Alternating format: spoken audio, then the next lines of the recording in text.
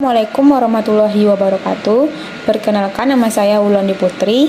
Di sini saya akan menjelaskan metodologi penelitian dengan topik pengaruh kecerdasan intelektual, kecerdasan emosional, dan perilaku belajar terhadap pemahaman akuntansi. Pertama yaitu desain penelitian. Penelitian ini menggunakan metode kuantitatif. Penelitian kuantitatif digunakan untuk meneliti pada populasi atau sampel tertentu. Pengumpulan data menggunakan instrumen penelitian analisis data bersifat kuantitatif atau statistik, dengan tujuan untuk menguji hipotesis yang telah ditetapkan. Menurut Sugiono tahun 2015, disebut penelitian kuantitatif karena data penelitian berupa angka-angka dan analisis menggunakan statistik. Selanjutnya yaitu populasi dan sampel. Menurut Indriatoro dan Supomo tahun 2016, populasi adalah sekelompok orang, kejadian atau segala sesuatu yang mempunyai karakteristik tertentu. Responden dalam penelitian ini yaitu mahasiswa jurusan akuntansi Politeknik Negeri Padang angkatan 2019 dan 2020. Sampel dalam penelitian ini dipilih dengan menggunakan metode purposive sampling yang bertujuan untuk mendapatkan sampel sesuai dengan kriteria yang ditentukan. Purposive sampling itu tipe pemilihan sampel secara tidak acak berdasarkan pertimbangan tertentu yang ditentukan dengan tujuan atau permasalahan dalam penelitian. Penulis dalam penelitian ini yaitu melakukan penarikan sampel menggunakan rumus Slovin. Rumus Slovin ini nantinya akan menjadi estimasi sampel yang dibutuhkan untuk penelitian ini. Selanjutnya yaitu metode pengumpulan data.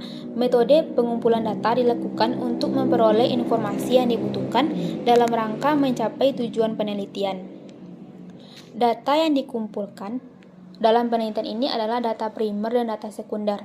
Data primer itu merupakan data utama dalam penelitian ini, yang diperoleh secara langsung dari sumber asli dan dikumpulkan oleh peneliti menggunakan metode survei melalui penyebaran kuesioner kepada responden dengan sampel yang telah ditentukan, menurut Zakiyah tahun 2013. Data sekunder merupakan data yang diperoleh dari jurusan akuntansi Politeknik Negeri Padang. Data primer diperoleh menggunakan metode survei yaitu melalui kuesioner. Pembagian kuesioner disebarkan dengan cara mengirimkan link kuesioner kepada calon responden, menanyakan apakah calon memenuhi persyaratan sebagai calon responden untuk mengisi kuesioner. Kuesioner merupakan metode pengumpulan data yang lebih efisien dan cocok digunakan bila jumlah responden cukup besar dan letak geografisnya terpencar atau luas, menurut Saiful Bahri tahun 2016. Kuesioner itu berisi item khusus dan pertanyaan mengenai pendapat responden mengenai pengaruh kecerdasan intelektual, kecerdasan emosional, dan perilaku belajar terhadap pemahaman akuntansi.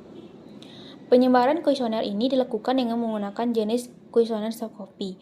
Untuk penyebaran kuesioner soft copy dilakukan dengan menggunakan Google Form yang dikirimkan kepada mahasiswa jurusan akuntansi Politeknik Negeri Padang angkatan 2019 hingga angkatan 2020, diploma 3 maupun diploma 4. Setelah memperoleh data, maka dilakukan tabulasi data atau pengkodian data.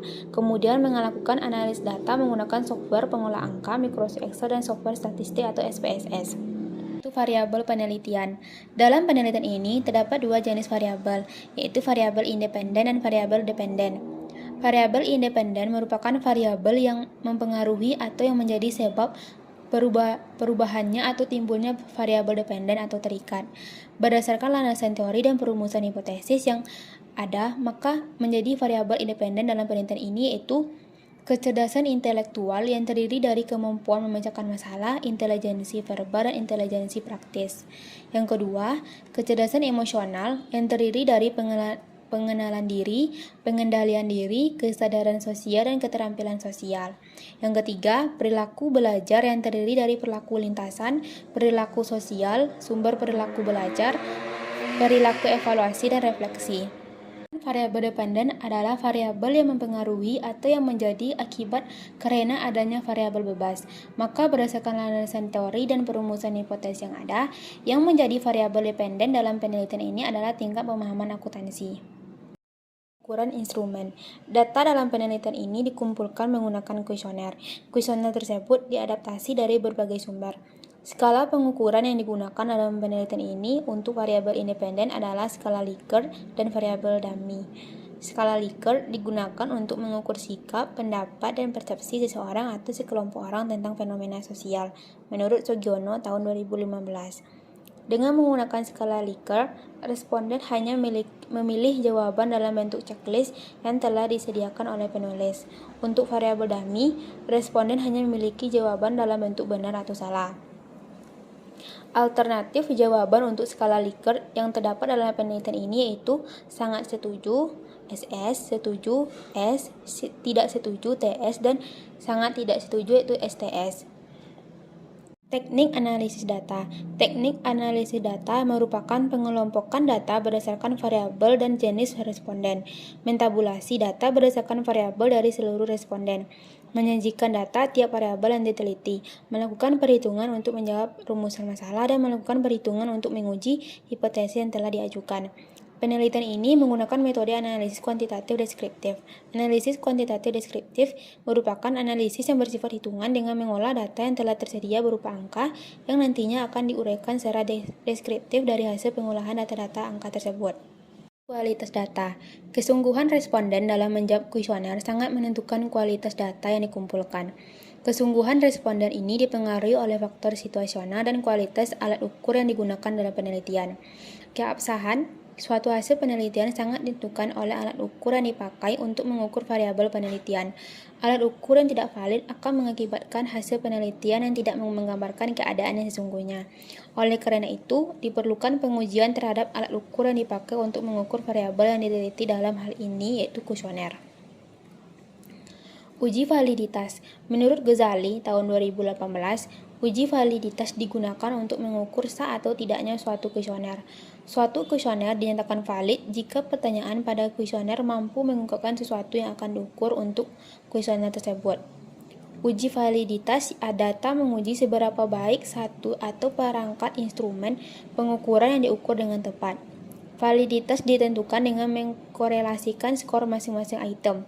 Kriteria yang ditetapkan untuk mengukur valid tidaknya suatu data adalah jika R hitung koefisien korelasi lebih besar dari R tabel atau nilai kritis, maka dapat dikatakan valid. Selain itu, jika nilai sig kecil 0,005, maka instrumen dapat dikatakan valid, menurut Ghazali tahun 2018.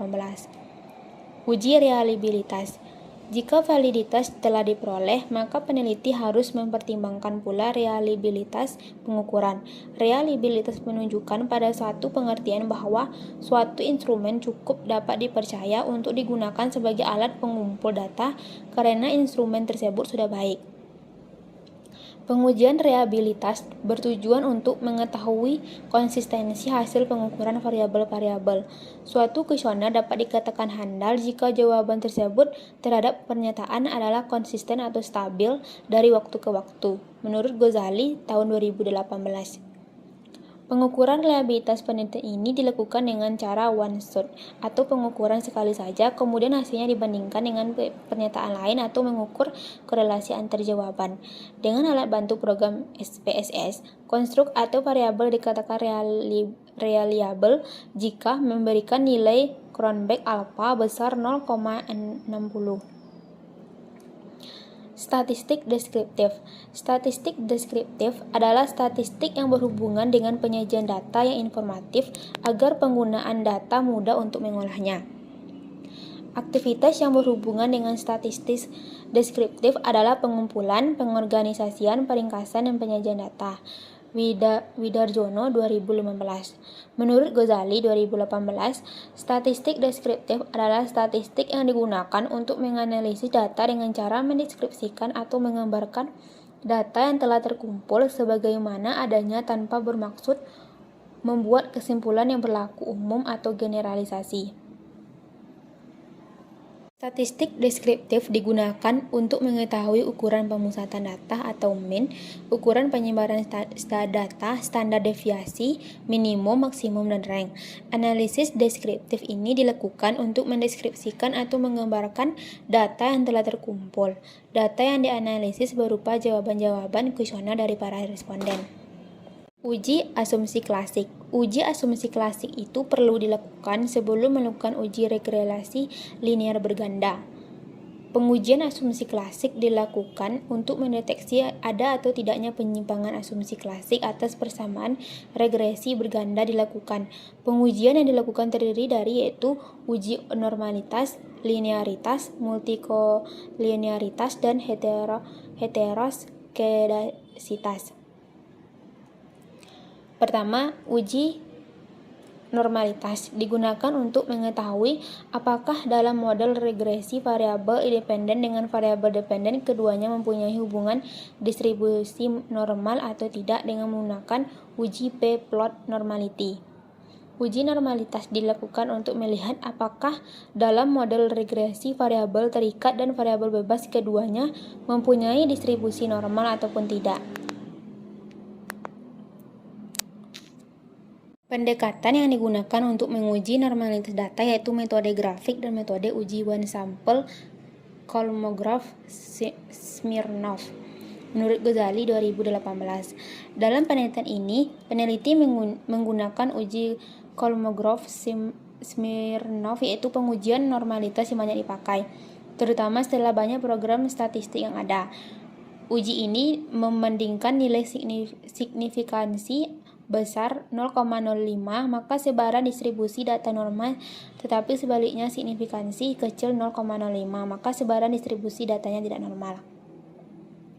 Adapun kelebihan dalam metode ini adalah sederhana dan tidak menimbulkan perbedaan persepsi di antara satu pengamatan dengan pengamatan lain yang sering terjadi pada uji normalitas menggunakan grafik. Ghazali 2018. Yang kedua, uji multikolinearitas digunakan untuk mengetahui ada atau tidaknya penyimpangan asumsi klasik multikolinearitas, yaitu adanya hubungan linear antar variabel independen dalam model regresi.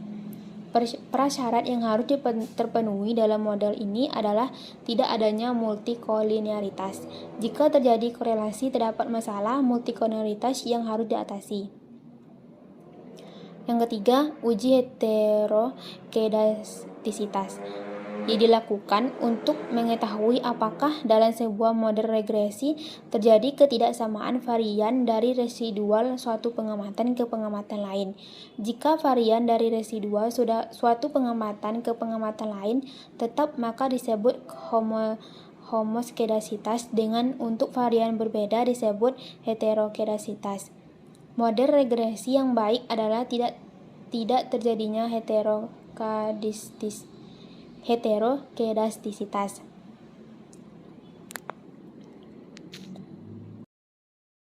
Regresi linear berganda.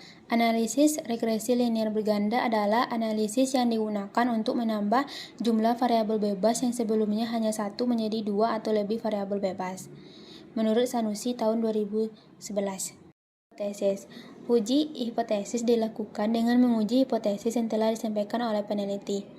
Adapun uji hipotesis yang dilakukan yaitu menguji determinasi. Uji statistik F, uji statistik T yang digunakan untuk mengetahui atau mengukur intensitas hubungan antara variabel terikat dengan beberapa variabel bebas. Menguji koefisien determinasi. Koefisien determinasi pada intinya adalah mengukur seberapa jauh kemampuan model dalam menjelaskan variabel dependen. Nilai koefisien determinasi antara 0 dan 1. Nilai determinasi yang kecil berarti kemampuan variabel-variabel independen dalam menjelaskan variasi variabel dependen sangat terbatas. Nilai yang mendekati satu variabel-variabel independen memberikan hampir semua informasi yang dibutuhkan untuk memprediksi variasi variabel dependen.